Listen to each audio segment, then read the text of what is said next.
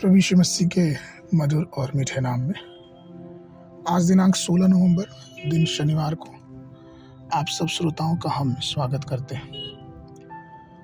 आज के मनन के लिए जो वचन लिया गया है उत्पत्ति की पुस्तक उसका 5 अध्याय 22 पद। तब मथुसेलह के जन्म के पश्चात हनोक 300 वर्ष तक परमेश्वर के साथ चलता रहा और उसके और भी बेटे बेटियां उत्पन्न हुई। प्रियो, एक समय की बात है कि मेरी मुलाकात एक गरीब बहन से हुई जिससे जब मैं बात किया तो ये जाना और ये पहचाना कि वो परमेश्वर के साथ चलती फिरती है।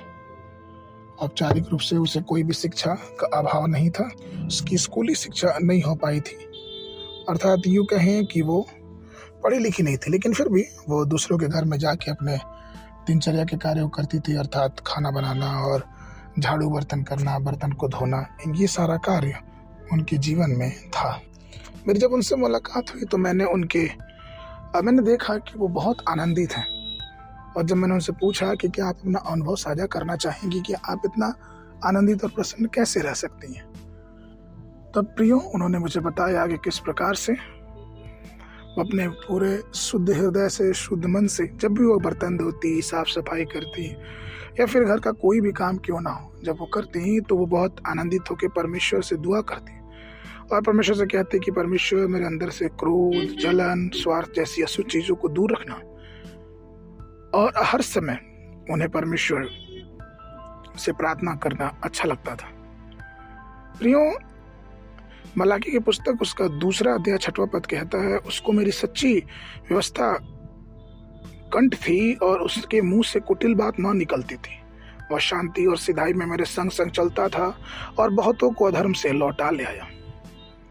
प्रिय, यहाँ तक याकूब की पत्री उसका 2 अध्याय 23 पद कहता है कि अब्राहम भी उस उदाहरण का अनुसरण करते हुए परमेश्वर के साथ चला और उससे परमेश्वर का मित्र कहा गया।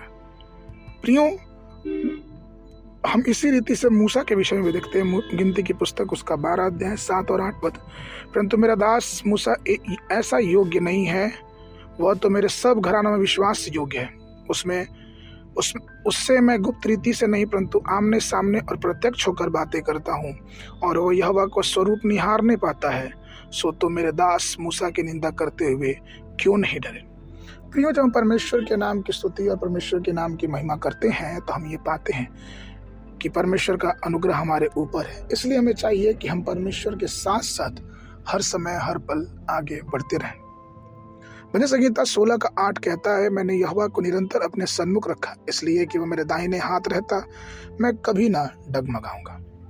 प्रियो, परमेश्वर हमेशा नम्र हृदय, टूटे मन वालों के समीप रहता है और वह हम सब से प्रेम करता है जो बड़ी विनम्रता से प्रभु को खोजते हैं।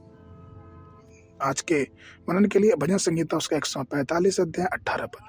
जितने यहोवा को पुकारते हैं, अर्थात जितने उसको सच्चाई से पुकारते हैं, उन सबों के वह निकट रहता है। बाइबल अध्ययन के लिए सुबह के समय यहेजकेल की पुस्तक 3 और 4 अध्याय, शाम के समय इब्रानियों की पुस्तक 11 अध्याय 20 पद से लेकर 40 पद तक। परमेश्वर आप सबको आशीष देवे।